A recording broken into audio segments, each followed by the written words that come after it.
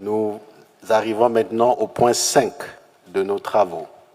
C'est la déclaration des experts et de la société civile. Pour ce point, nous allons donner la parole d'abord au président de la Commission nationale de la Confédération des États du Sahel du Burkina Faso.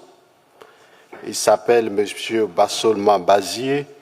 C'est une grande voix africaine et très connue aux Nations Unies. Les intéressés se reconnaissent. Monsieur le ministre, vous avez la parole, s'il vous plaît. Merci bien, Excellence. Je fais mien entièrement la préséance qui a été déclinée par Monsieur le ministre des Affaires étrangères du Burkina Faso en tant que chef de délégation. J'ajoute seulement à ce qu'il a dit à votre endroit, Excellence, Monsieur le ministre, nos sincères salutations et félicitations africaines. On se rappelle en septembre 2023, au moment où le Burkina Faso, le Mali et le Niger n'étaient pas fréquentables par certains, y compris même leurs propres frères africains, vous avez pris la parole à la tribune des Nations Unies. Vous avez tenu des propos assumés et forts. Vous avez eu à dire devant l'histoire qu'on est fatigué. On est fatigué de la condescendance, on est fatigué de l'arrogance, on est fatigué de la suffisance. Vous ne vous êtes pas seulement limité à ces mots. Lorsque vous êtes rentré, vous et l'ensemble du peuple togolais, avec le président du Conseil en tête, vous avez créé toutes les conditions pour que nos matériels pour défendre et protéger nos populations ont été libérés. Et jusqu'à l'heure actuelle où nous prenons la parole, avec tout ce que nous avons traversé comme difficulté, nous n'avons pas entendu une seule seconde que le Togo a fermé ses frontières à ses frères. Justement pour emboîter le pas du président de la commission de la CEDEAO et du frère représentant spécial de l'Union africaine, que je salue fortement, leurs propos qu'ils viennent de tenir nous marquent, et c'est africain. Je pense que mon frère de la commission de la CEDEAO a même dit que cette rencontre s'inscrit dans une doctrine africaine, ancestrale. C'est très important. En le disant ainsi, Monsieur le ministre, le fait de libérer le matériel n'est pas fermer les frontières à vos frères, mais également cette instance qui se veut comme arbre à palabre. Je me réfère à l'article 33 de la charte de Kurukanfuga de 1236, qui institue cet arbre à palabre. Et le fait que vous n'avez jamais trahi vos frères africains, c'est aussi inscrit à l'article 30 de la charte de Kurukanfuga de 1236.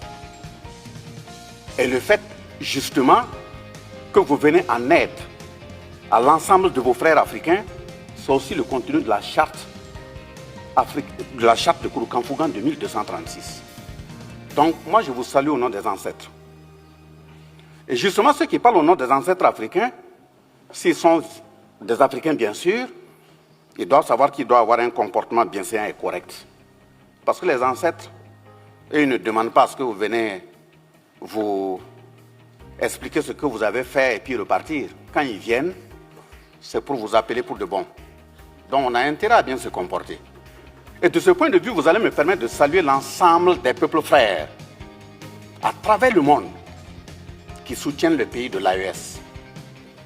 Et nous saluons fortement l'ensemble des gouvernements qui ont pris l'orientation de leur peuple, qui nous soutiennent et qui comprennent les pays de l'AES. Mais s'il y a des dirigeants qui n'ont pas encore changé leur carte mémoire à comprendre que le monde va dans un sens bien déterminé qui n'est pas le leur, ils ont intérêt à se réveiller très vite. De toute façon, nous avançons. Le combat qui est mené au niveau du Sahel n'est pas une aumône de souveraineté qui est demandée. C'est un combat de conquête pour notre souveraineté.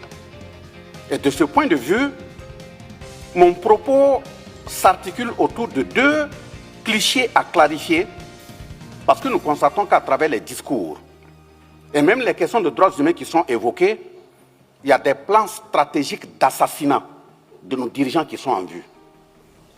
Et quand je parle de plans stratégiques d'assassinat des dirigeants, il faut que mes propos soient précis, afin qu'on puisse comprendre. Des moments où on parle de démocratie, il faut que les pays de l'AES retournent à la démocratie. Il faut qu'ils retournent à des élections. Nous parlons de quelle démocratie? Le point d'interrogation mérite d'être posé dans la mesure où, depuis les années 1960 à 2022, si je prends le cas du Burkina Faso, nous avons été dirigés par des démocrates implantés, installés, par des gens assis de l'autre côté des océans. Quel est l'impact sur le terrain? Je prends quelques exemples. De 2022, ça veut dire de 1960 à 2022, ça fait 62 ans. Comparativement à 2022 jusqu'à 2026, ça fait 4 ans. En 4 ans, voilà ce qui a été fait.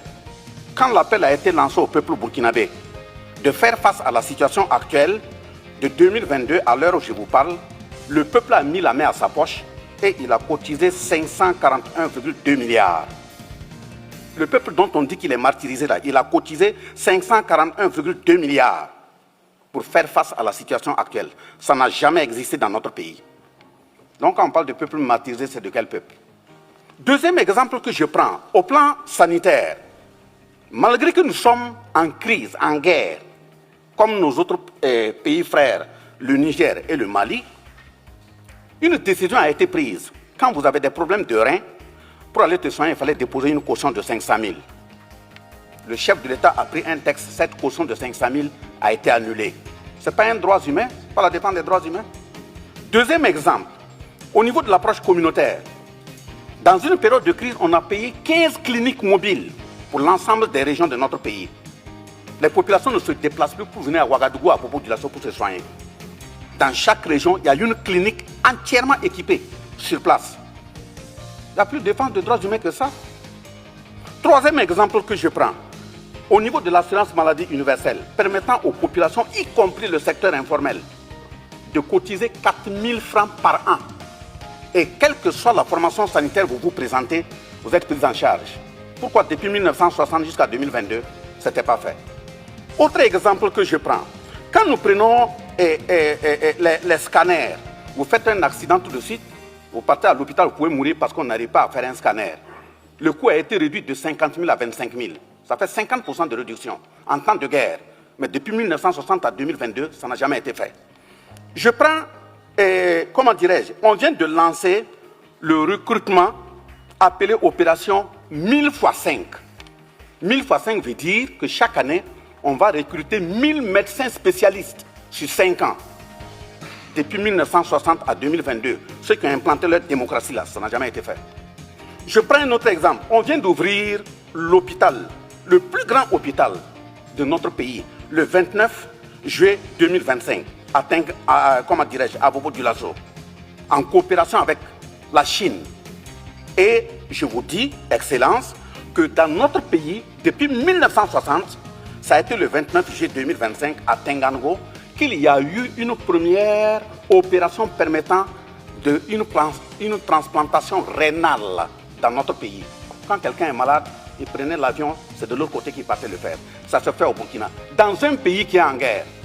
L'autre exemple que j'ajoute, il y a eu la construction de 920 CSPS de 2022 à 2026, dans un pays qui est en guerre.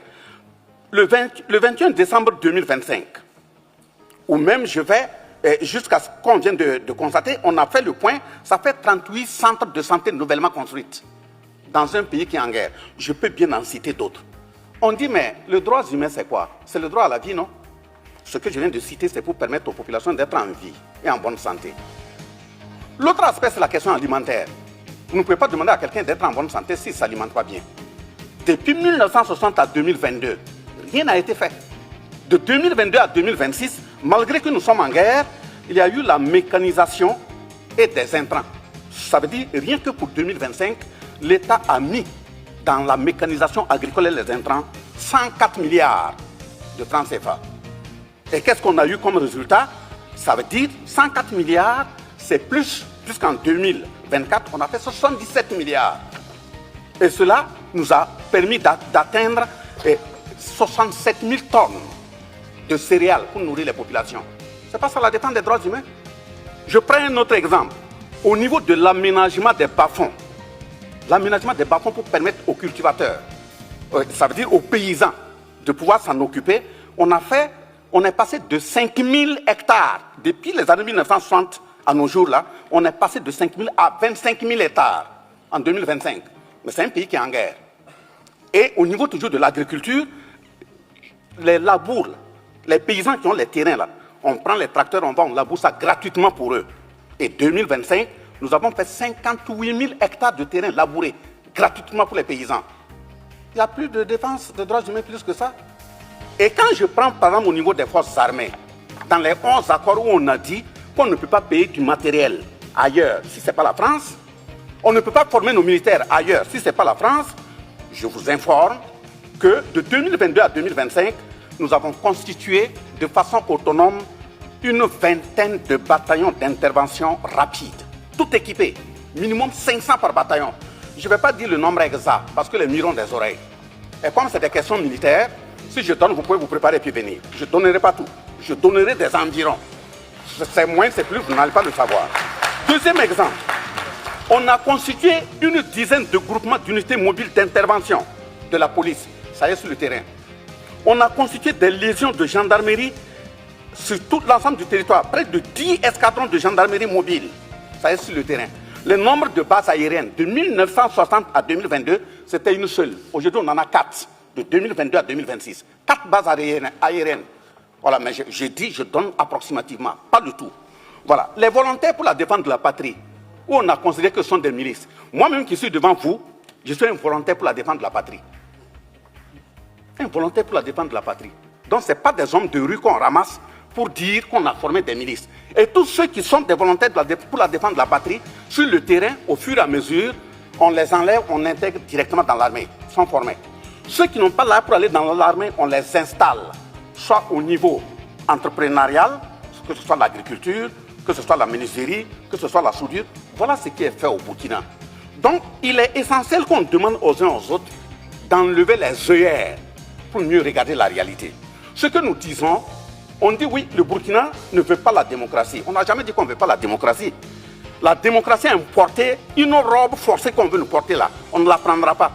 Si nos grands-parents ont eu à porter par force, nous disons non. Et nous avons les capacités nécessaires de dire non. Et même demain, on dira non. La démocratie libérale, dont les principes sont basés sur l'homosexualité, les principes sont basés sur le mariage entre deux enfants à leur mère ou bien à leur père, là, ça c'est terminé. En Afrique et au Burkina, il n'y aura pas ça. Dans l'espace AES, il n'y aura pas ça. Donc, de ce point de vue, la démocratie a ses principes, où on estime qu'on peut violer la Constitution, se faire élire 3-4 fois. On s'installe, ça, il n'y a rien. On tue 3000 personnes. On installe celui qu'on veut, ça, il n'y a rien. Et quelqu'un vient prendre le pouvoir par les armes, appuyé par le peuple. Il n'y a même pas une goutte de sang. Vous estimez que lui, là, il doit partir.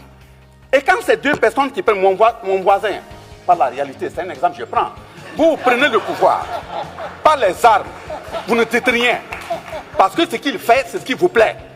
Et moi, je prends les armes. Quand je dis, je ne suis pas d'accord que vous me nommez mon Premier ministre, je ne suis pas d'accord que vous m'imposez le ministre de la Défense, vous commencez à me traiter de putschiste, de quelqu'un de non fréquentable, vous créez toutes les conditions pour pouvoir me renverser. Donc ça veut dire deux personnes qui sont venues par les armes, l'autre comme lui, il fait ce que vous voulez, oui, lui, il est un bon putschiste. Bon, je dis, c'est un exemple, je prends. Et mais maintenant, moi, qui refuse, vous estimez que, bon, je ne suis pas bon.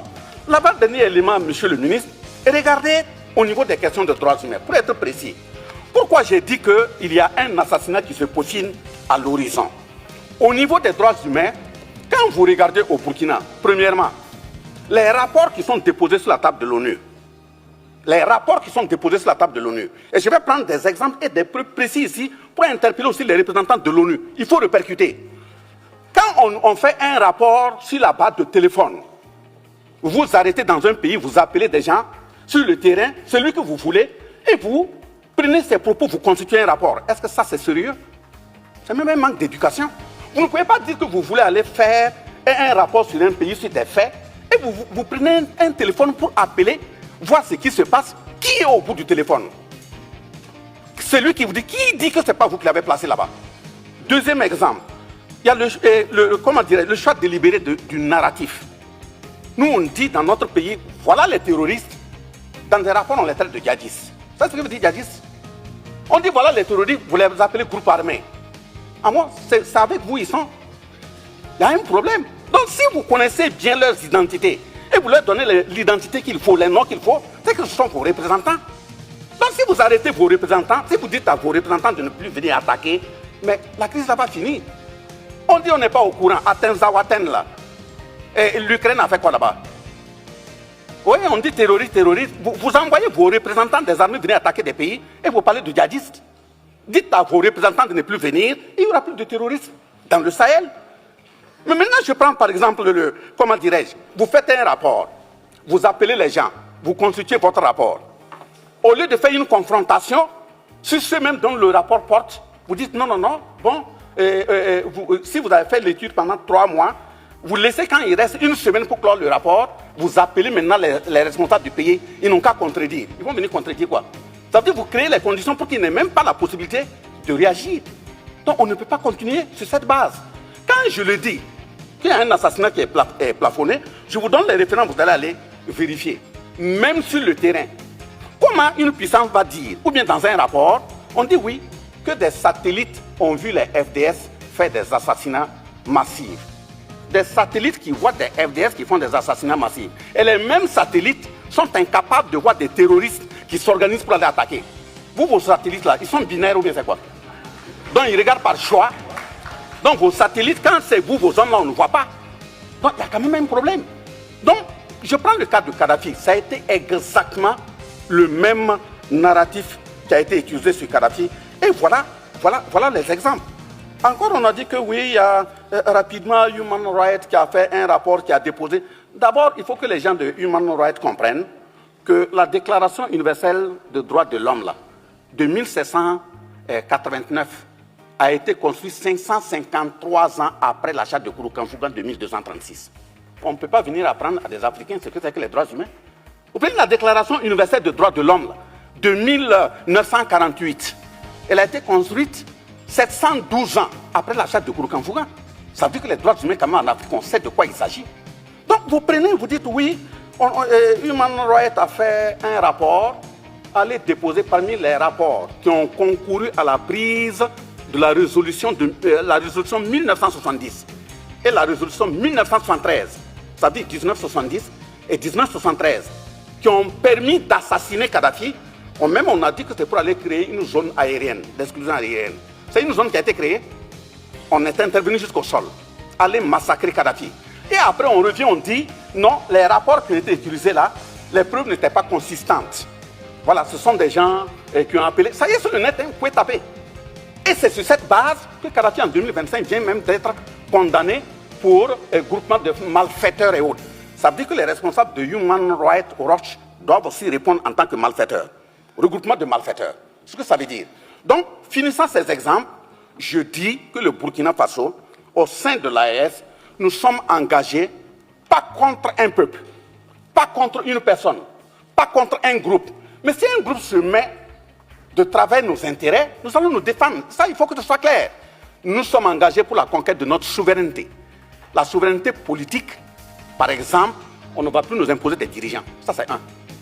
La souveraineté économique, par exemple, nos matières là, ils vont servir à nos peuples. Nos jeunes qui meurent en bordure des océans qui reviennent là, ça c'est terminé. La souveraineté sécuritaire, par exemple, dire qu'on doit tout acheter matériel militaire et autres en France, c'est terminé. Nous allons acheter nos matériels là où nous voulons. Et même là où nous partons là, c'est de voir comment former bien nos jeunes pour qu'on puisse les fabriquer au Burkina, au Niger ou au Mali. C'est parce que vous connaissez les marques que vous pouvez cartographier. On va créer des tunnels aussi puis fabriquer. Nous sommes des sous-hommes là. Nous avons aussi les têtes. Voilà. Mais maintenant, la souveraineté culturelle, c'est d'empêcher à ce qu'on continue d'éroder notre identité. Nous sommes dans le combat pour conquérir notre identité. Et quand je dis que c'est une conquête, ce n'est pas une aumône là, nous sommes prêts. Nous qui sommes là, si c'est perdre la vie pour ça, on est prêts. Merci, Maintenant, merci, au niveau de monsieur le l'éducation, ministre. Nous formons les jeunes pour nous accompagner. Donc, ok, je m'arrête là. Merci, Que monsieur le- les ancêtres et Dieu vous accompagnent. On puisse avancer. Merci. Monsieur, mais, monsieur le ministre, moi je suis un peu surpris. Je pensais que vous êtes géologue de formation. Non, quand je parle comme ça, les ancêtres sont des moyens.